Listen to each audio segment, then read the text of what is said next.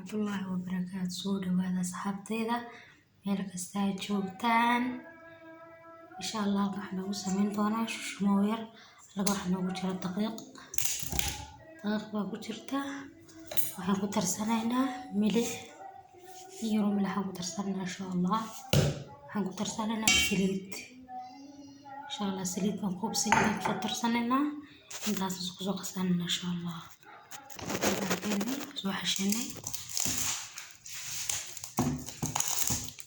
insha Allah baashi sameysan doonaa. isku soo noqon doonaa soo sameysano baka saasan ugu soo baaleynay insha Allah. soo dubeynaa insha Allah. soo dubeynay waatan alaabteeni